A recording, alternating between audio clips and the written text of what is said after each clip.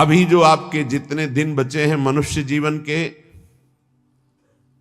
ये प्राय प्रश्न बना रहता है, मुझसे पाप हो गए, क्या क्षमा कर देंगे भगवान? तो ध्यान से सुनिए, मनुष्य जीवन में अभी जो आपके दिन बचे हैं, यदि उन दिनों का ज्ञान पूर्वक सदुपयोग करें, अर्थात नाम जप करते हुए पूर्व में जो पाप किए पुनः ना होने पावे, तो मैं तुम्हें वचन देता हूं कि तुम्हारे सारे पाप मेरे प्रभु क्षमा कर देंगे। तुम्हें कोई भी पाप का दंड नहीं भोगना पड़ेगा। जितनी श्वासें अब बची हैं, जितना जीवन बचा है, अब ज्ञान पूर्वक व्यतीत कीजिए। कोई पाप कर्म जो पीछे हुए पुनः मत कीजिए और नाम जप कीजिए, सारे पाप आपके प्रभु क्षमा कर देंगे। गीता जी, सर्वधर्मान परित्यज्य मामेकम शरणम ब्रज अहम त्वाम सर्व पापेभ्यो मोक्षयिष्यामि मा शुचा। श्री भगवान के वचन है। जो आंतरिक काम क्रोधादि रोग हैं, इनको नष्ट करने के लिए 5 औषधियां हैं। जैसे पेट खराब हो जाए तो पंचसकार चूर्ण की आवश्यकता होती है, ऐसे ही हमारा विचार खराब हो गया है, दिमाग खराब हो गया है। सत्य वस्तु को भूलकर असत्य में रमण करना पागलों का कार्य है। वो सत्य मार्ग के पथिकों को पागल समझते हैं और सतमार्ग के पथिक उनको समझ रहे हैं कि इतना कीमती जीवन तुम व्यर्थ में नष्ट कर रहे हो। और वो समझ रहे हैं मानव जीवन को ये कैसे बर्बाद कर रहे हैं, ना कोई भोग भोग रहे हैं, ना कोई धन संचय कर रहे हैं, इनका जीवन ही बर्बाद हो रहा है। वो नहीं समझ पाते। ये 5 हैं जो तुम्हारे आंतरिक भवरोग को नष्ट कर देंगे। पाप जो हो रहा है उस पाप की प्रवृत्ति का नाश कर देंगे। 5, पहला सत्संग। सत्संग, अगर भगवान की कृपा हुई है तभी सत्संग प्राप्त होता है। प्रथम भगति संतन कर संगा, दूसरी रति मम कथा प्रसंगा। सबसे पहली कृपा भगवान की होती है कि सत्संग प्राप्त होता है। अहो भाग्य रोज सत्संग प्राप्त हो। अहो भाग्य। जिस दिन होता कि आज पूज्य श्री मथुरादास जी कथा करने नहीं आएंगे, उनका स्वास्थ्य खराब है, या आज उनकी निर्जला एकादशी है, उस दिन ऐसा लगता है जैसे वज्रपात हो गया हो कि आज महापुरुषों के चरित्र सुनने को नहीं मिलेंगे। जो महापुरुषों से सत्संग प्राप्त, वो फिर और जैसे रबड़ी पाने के बाद गुड़ का सीरा चाटने की इच्छा नहीं होगी। यद्यपि वो भी मीठा होता है, वो भी पवित्र गन्ने के रस से बनता है, पर नहीं, जो रसमलाई पा चुके हैं ना, उनको फिर गुड़ का स्वाद नहीं आएगा। ऐसे ही जो सच्चिदानंद में डूबे हुए महापुरुषों के वचनों को श्रवणेंद्रिय से पान कर लिए ना, फिर वो केवल शाब्दिक प्रवचन में उसका श्रवणेंद्रिय स्वाद नहीं ले पाएगी। उसको चाहिए अनुभवी, क्योंकि उतने गरु वचन सुन लिए तो अब फिर और नहीं। अगर भगवत प्राप्त महापुरुष का सत्संग सुन लिया तो इन कानों की इतनी गरु स्थिति हो जाएगी कि वो हल्का शब्द सुन ही नहीं सकते। वो खुद अपने आप उनको लगेंगे बंद करो यार। वो कान इतने बड़े व्यसनी हो चुके हैं भगवदानंद के कि बिना भगवदानंद प्राप्त हुए महापुरुष के वचन उसे अच्छे ही नहीं लगेंगे। जब द्रवय दीन दयालु राघव तो साधु संगति पाइए। पहला है आंतरिक रोगों के नाश करने का उपाय सत्संग। जिसे सत्संग मिल गया तो बड़ी भारी विजय प्राप्त करने का अवसर मिल गया। रोज सत्संग में असत विकारों के प्रति हे भाव और भगवान की प्राप्ति के लिए उत्साह पैदा होता है रोज जो सत्संग सुनते हैं।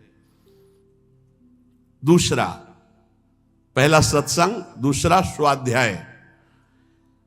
जो हमारे आचार्य की वाणी है, जो गुरुदेव ने आदेश किया जिन ग्रंथों का स्वाध्याय करने के लिए, उन्हीं ग्रंथों का स्वाध्याय करना चाहिए। स्वाध्याय का मतलब नहीं कि कुछ भी स्वाध्याय करो, नहीं, गुरुदेव के अनुसार शास्त्र स्वाध्याय करना चाहिए, जो गुरुदेव आदेश कर रहे हैं। जो आचार्य वाणी है, जो हमारी उपासना में हमको पुष्ट कर सकते हैं, वही स्वाध्याय करना चाहिए। तीसरा है आहार, स्वल्पाहार, सत्संग, स्वाध्याय, स्वल्पाहार। आहार का बहुत बड़ा रोल है जीवन के उत्थान में। भगवान शंकराचार्य जी ने भी साधन पंचक लिखा है, उसके एक एक शब्द का आगे श्लोक तो बहुत बड़े। वेदो नित्यम अधीयताम संगा सत्सु विधीयताम महावाक्यार्थस्य विचारिताम क्षुद व्याधि चिकित्सताम एकांते सुखमास्यताम। 5 बातें, इन्हीं का विस्तार वर्णन किया है। वेदो नित्यम अधीयताम, नित्य शास्त्रों का स्वाध्याय होना चाहिए। संगा सत्सु विधीयताम, भगवत प्राप्त महापुरुषों का संग होना चाहिए। महावाक्यार्थस्य विचारताम, उनके द्वारा जो बोले गए वचन हैं उनको विचार करके चिंतन के द्वारा अपनी स्थिति बनानी चाहिए। फिर चौथा अपने आप कहा, जो इसमें तीसरे में स्वल्पाहार है, उसमें कहा क्षुध व्याधित चिकित्सताम, क्षुधा रूपी व्याधि की चिकित्सा करे। भिक्षान्नम औषधम, जैसे व्याधि की औषधि के द्वारा, तो क्षुधा रूपी व्याधि की भिक्षान्न के द्वारा विरक्त और धर्म के द्वारा कमाए हुए अन्न से ग्रस्त, वो भी स्वल्पाहारम, भूख से कम। बहुत बड़ा इसमें योग है, आप अच्छे से समझ लीजिए। आप समझते हैं अधिक पाने से आप बलवान होंगे, बिल्कुल भूल है आपकी, ये भूल बहुत बड़ी है। अल्पाहार करने से जीवनी शक्ति बहुत प्रबल होती है। जितना आप भजन में उन्मत्त होने वाले महापुरुषों को देखेंगे वो अल्पाहार करने वाले होंगे। अधिक आहार करने में प्रमाद स्थिति बढ़ती, तमोगुण बढ़ता है। ये रहस्य जान लीजिए। अल्पाहार करोगे आप में बहुत तेज बना रहेगा, आप में जीवनी शक्ति। जो अधिक पा लेते पूरी शक्ति पचाने में लगती, तो भजन आदि में नहीं, प्रमाद स्थिति रहती है। चौथा जो उसमें लिखा है एकांते सुखमास्यताम, इसमें लिखा है रात्रि के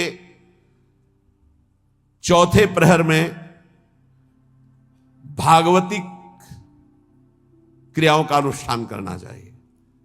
ध्यान है, नाम जप है, तो अपने यहां तो ऐसी बढ़िया दिनचर्या है कि आपको अनुष्ठान करने की जरूरत नहीं, सम्मिलित होने की जरूरत है। जो प्रातःकालीन बेला पर जग करके भागवती का अनुष्ठान करता है, वो आंतरिक विकारों पर विजय प्राप्त कर लेता है। स्वप्न दोष 4 बजे सोने वाले को ही बहुत जोर के होते हैं। जो प्रातः 3 बजे से जग जाते हैं, 10 बजे के बाद सोते हैं, स्वप्न दोष होने की संभावना ही नहीं रहती। यदि वो सावधान है तो गलत क्रिया करते हैं, गलत भोजन करते हैं, उनकी बात अलग है। नहीं, समय ही नहीं है। प्रायः 3, 4, 5, 6 इसमें स्वप्न दोष होता है प्रातःकालीन बेला पर। और जो गंदे आचरण करते हैं उनकी तो कोई चर्चा ही नहीं है। 5वां, जो कुछ साधन भजन करे एकांत चिंतन आंतरिक, उसका चिंतन पूर्वक करे, एकाग्रता पूर्वक करे, सारी शक्ति लगा करके, बटोर करके। नाम जप करे तो नाम में, मंत्र जप कर रहे तो मंत्र में, सत्संग सुन रहे तो सत्संग के वाक्यों में। ये 5 हैं जिनके द्वारा हम आंतरिक विकारों पर विजय प्राप्त कर लेते हैं। पहला सत्संग, दूसरा स्वाध्याय, तीसरा अल्पाहार, चौथा प्रातःकालीन बेला पर उठकर भागवती का अनुष्ठान, 5वां जो कुछ भी करे एकाग्रता पूर्वक सारी शक्ति लगाकर उसी में। जो अपने ऊपर हर समय ईश्वर की, आराध्य देव की कृपा का अनुभव करता रहता है, ये बहुत बड़ी बात है। हर परिस्थिति में बड़ी कृपा, श्री जी की बड़ी कृपा, श्री जी की बड़ी कृपा।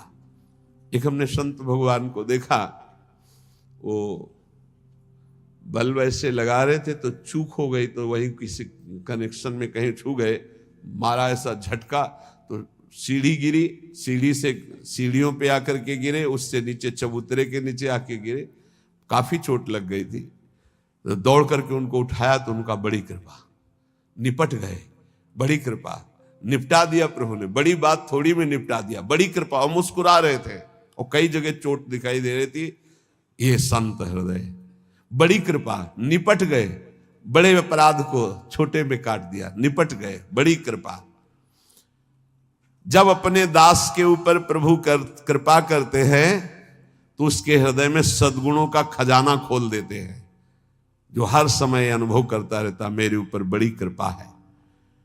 फिर उसको अपने आप में मिलाकर एक कर देते हैं, चाहे भक्ति में हो चाहे ज्ञान में, बचता एक ही है। दो जब तक बचे तब तक विचार अभी ऊंचाई पर नहीं पहुंचे। ब्रह्म नहीं, माया नहीं, नहीं जीव नहीं काल, अपनी ही सुध ना रही, एक रहे हो नंदलाल।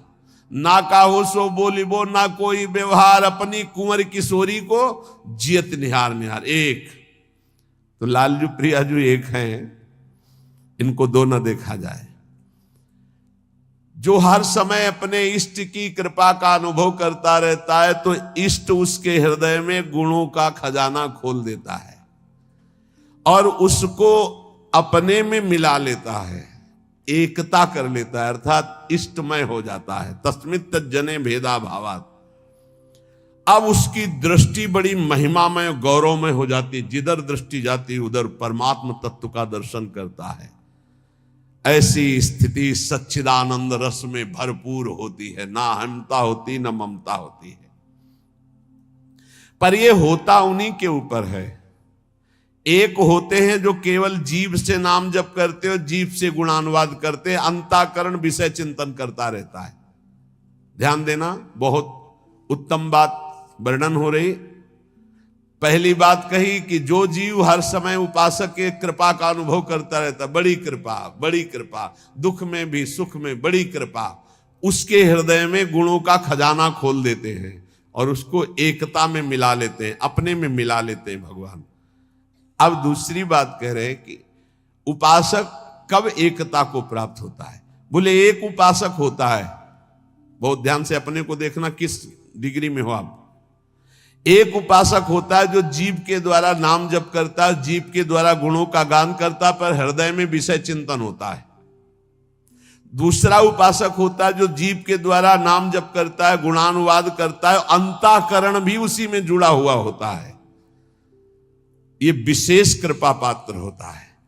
और तीसरा उपासक होता है जो जीव से नाम जप करता है, गुणानुवाद करता है, हृदय से जुड़ा रहता है और स्वयं लीला में डूबा रहता है। जो गाया जो चिंतन किया उसी में डूबा है। ये तीसरा, ये सर्वोपरि उपासक है। जो गाया वही चिंतन, जो चिंतन उसी में डूबा।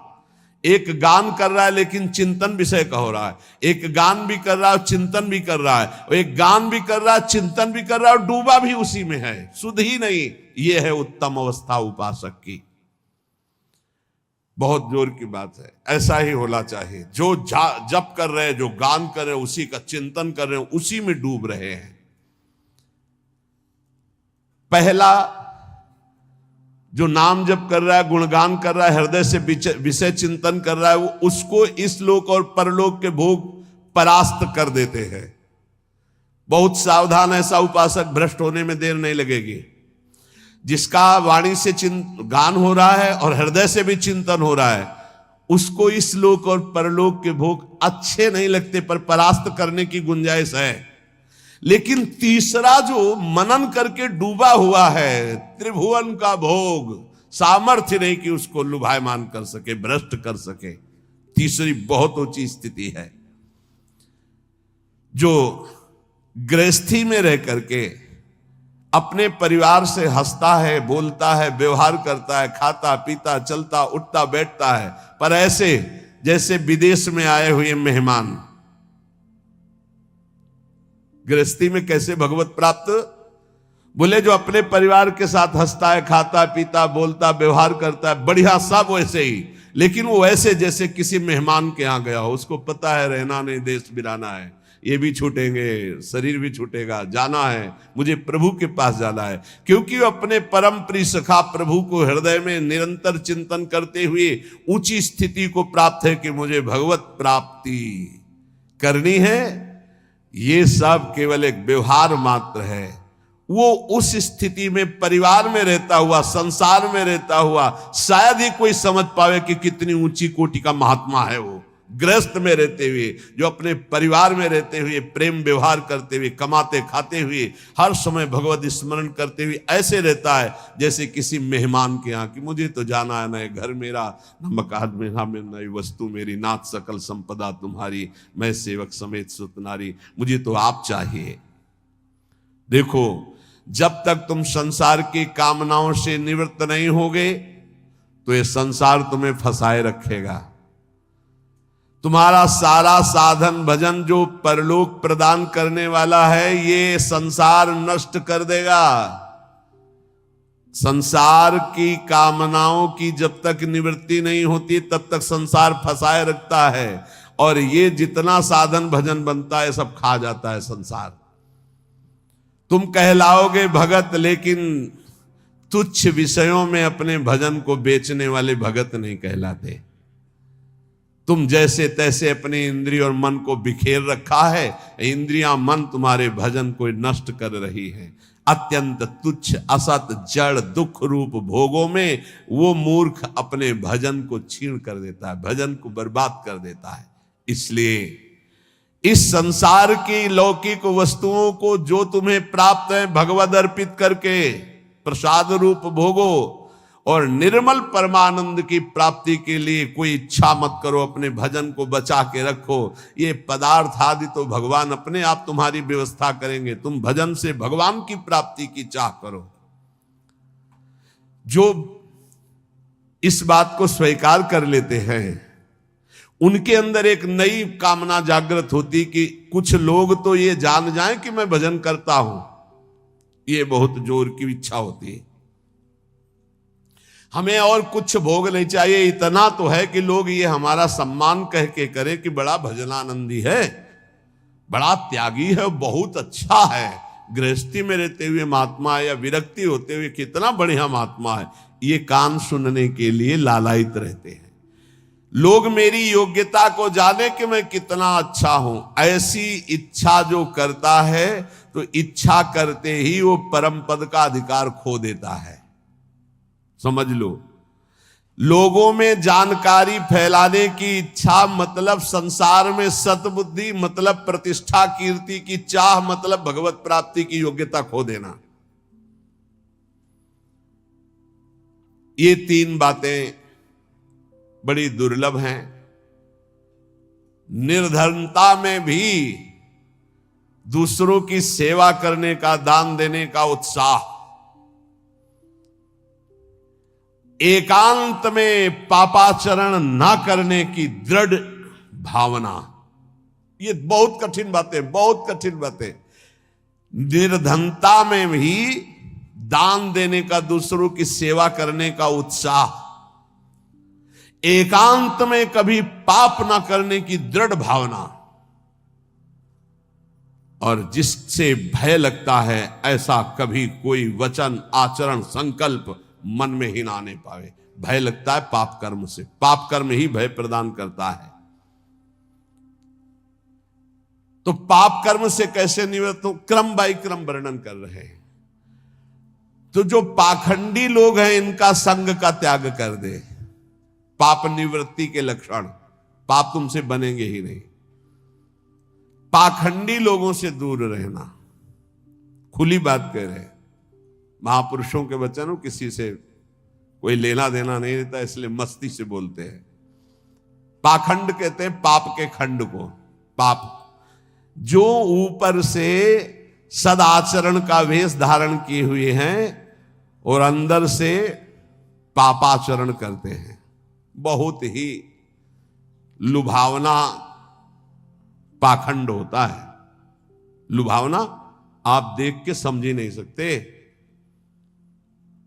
हमारी योग्यता ऐसी नहीं हो, हम अपनी योग्यता दिखाते हैं तो पाखंड एकदम भी कहा जाता है। इससे पाप की प्रवृत्ति होती है। पाखंड से बचे और पाखंडी लोगों से बचे, खुली बातें हैं।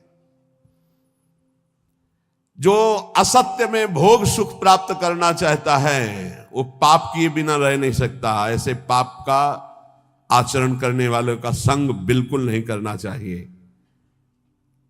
अहंकार पापों की रति प्रदान करता है, इसलिए अहंकारी का संग नहीं करना चाहिए, अहंकार का संग नहीं करना चाहिए। पाखंड नहीं धारण करना चाहिए, पाखंडियों का संग नहीं करना चाहिए। असत्य के भोग की लालसा पाप करवाती है और असत्य के भोगों में रत पापियों का संग नहीं करना चाहिए। अहंकार ही भोगों में रत कराता है, इसलिए अहंकार नहीं अंदर आने देना चाहिए और अहंकारियों का संग नहीं करना चाहिए। प्रभु की ओर अग्रसर होने वाले जितने साधक हैं उनको सावधान रहना चाहिए ऐसे अहंकारी असत भोगों में लगे हुए पाखंडियों से।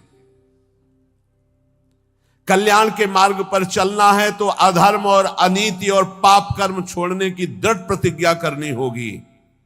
अगर हम सावधानी से नहीं संग करेंगे तो बहुत ही पाखंड का बोलबाला है, आप ऐसा ना समझ लें। कलिकाल है, ये मन चले लोग जो भगवान की प्राप्ति का कोई मार्ग ही नहीं जानते, जिसकी बातचीत में थोड़ा भी लोभ दिखाई दे, जिसकी बातचीत में थोड़ा भी काम आदि दोष का लक्षण दिखाई दे, कभी संयोग नहीं करना चाहिए, चाहे जितना बड़ा कोई हो, दूरी बना के रखनी चाहिए।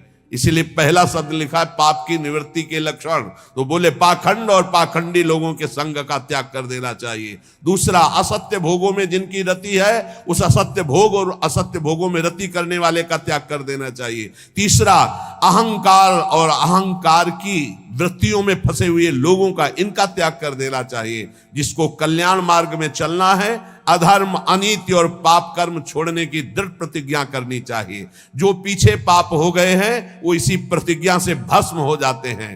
कभी भी ये नकारात्मक भाव रखने वालों का संग करने वाला सकारात्मक भाव में आगे नहीं बढ़ सकता है, इसलिए बहुत सावधान रहना चाहिए।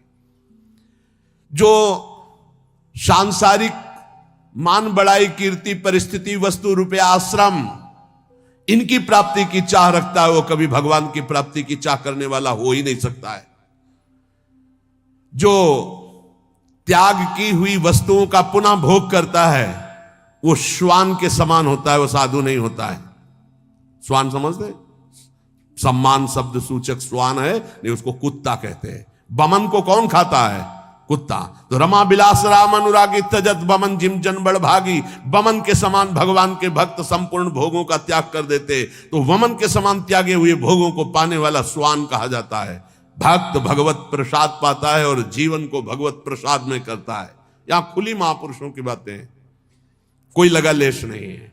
उपास्य प्रभु का स्मरण सेवन करना, प्रभु की प्राप्ति के लिए सारे स्वार्थों का त्याग कर देना, अंतःकरण को भगवदाकार बनाना।